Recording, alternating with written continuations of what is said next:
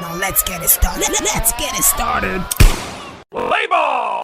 Okay, let's talk about Manchester United. Even though they played the game yesterday, we're going to talk about it a little bit. But obviously, Amorim was talking to the press. He talked about Garnacho. He was a talented boy, but the whole relationship didn't work out, so he has to leave. Now Chelsea is looking. He talked about Anthony. Anthony has to leave. Talked about Rashford, that he has left and all that.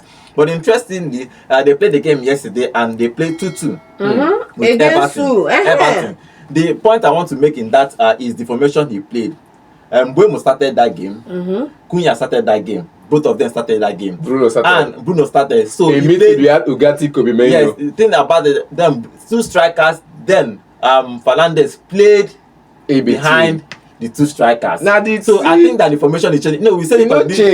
We said it on this show that he might adapt because he got in Mbuemo, because we are saying that Mbuemo and Cunha behind a striker. Now we are seeing now is Bruno behind. Bruno behind two strikers. Now means Cunha. So he might tweak his formation a little bit just because of the players he's gotten. So, but a fantastic game of football they played yesterday, even though it was 2-2, but a fantastic game. So that formation change, do you think that it's going to affect Højlund though? That means Højlund will be starting off the bench because he was introduced in the second half. But starting Mbuemo and Cunha, I think it's a fantastic showing. Friendly game. No, the friendly game we go know is waiting they go play for. Calm down now. When they play the first two games, you go know the formation where you want. They played the first two games. The formation was like that. The second game they won. I think the game they won before this one. They won was it against West Ham United? They won, and there was no Mbuemo, there was no Cunha. Yes, they won. Højlund started. Højlund scored in that and game. They scored. They played Højlund and 2 And again they played. They played against Bournemouth. I think the last one they played was against Bournemouth, where Højlund scored.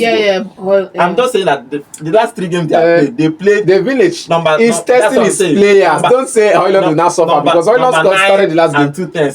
Changing a little bit. Højlund's position is not. Let me say it's not cast in stone. Yes, nobody's position. Nobody's position is cast in stone because even at some point we said it on this show that Dalot is leaving. And then secondly, to your point, Dalot is going to start.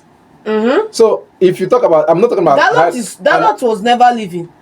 He's going to start next season. He was never leaving. We're talking about who is going to play wing back. Ahmad is going to play wing back. Ahmad is playing wing back. Dalot is available. You also have Dogu. It's good to have options. Options there. Yes, now. So Ahmad going for bench. Dalot will start. No, Ahmad will start. Now, if Ahmad is starting, where is Dalot going to play? Because Dalot is starting. Is also available. Dalot is starting now. Dalot started from the left side of the wing back. Ahmad started on the right in this particular game. So I think he's testing out players. Manchester United testing out, but my own thinking now is that attacker is going to set up his attack. Look, Godwin going to be number 9 with 2 10s. With regards to that, strikers with let's Bruno. not forget that one of the key KPIs for getting Amorim in is what we talk about tactical flexibility. That's the first one. Now, last season, what we saw was based on what was available. Yes, that's the way he set up. Now he has different options. Yes. He's experimenting. Where within is right in the preseason. When the season starts and we have 4-5 games, we have a clear-cut idea of what the persistent formation is going to look like. But till then, allow the man freedom to experiment. Amorim is cooking. He's cooking. You see, Godwin. I heard he also dropped Fergie's name in the conversation. Yeah, he said he's good if he stays 20 years in the club. Yes, he won't stay 20 years. If he stays 20 years in the club. Sack you. See, coach good. You're out straight up. Coach good. The last good coach man you had that they sent away and they have not recovered from is Jose Mourinho.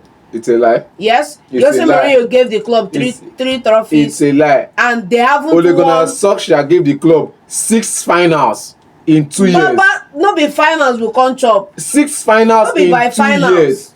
Be by final. But let's see. Amorim wants to stay at Manchester United for 20 years. I don't know if that's possible. It's going possible. That era don't pass. He's not going to finish 15th again. If you finish 15th, they will just boot you out. But he talked a whole lot about the game yesterday. They talked about leadership. Now that Bruno, Maguire, Dalot. Hettins, Mazraoui, all of them is going to be leader of this team. So, but we want to see how he's going to set up his team next season. It's interesting how they are setting up. Now, yesterday is a different attacking option that I have.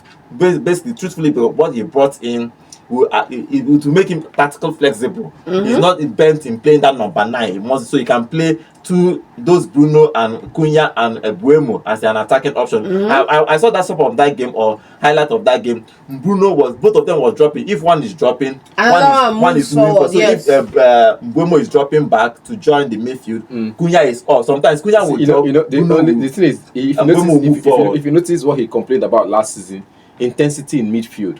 He's always complained. He's always cried about intensity in midfield. At least he's fixed that now. That the intensity in midfield is the players in midfield are not running enough. So how do you balance it? Instead of playing 2 midfielders, you start playing 2 10s, which most times those 2 10s are focused on scoring goals rather than helping the team create their chances. But now you see that in a way, he's still playing the formation he's playing, but the midfielders he has the legs to run. Yeah, I think. And again, this formation for me works well. Do you know why?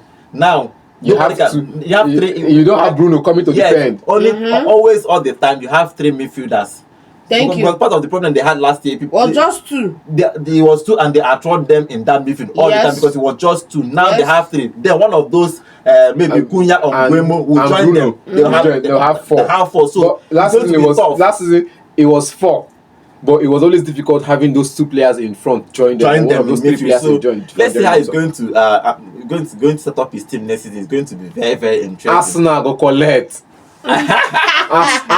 Yes, see, he showed me that I say, man, you go collect that day. You know far again now. You know far. You know far again. 2 weeks time. Arsenal go collect. 2 weeks time, everything go. We don't start countdown. 13 days to go.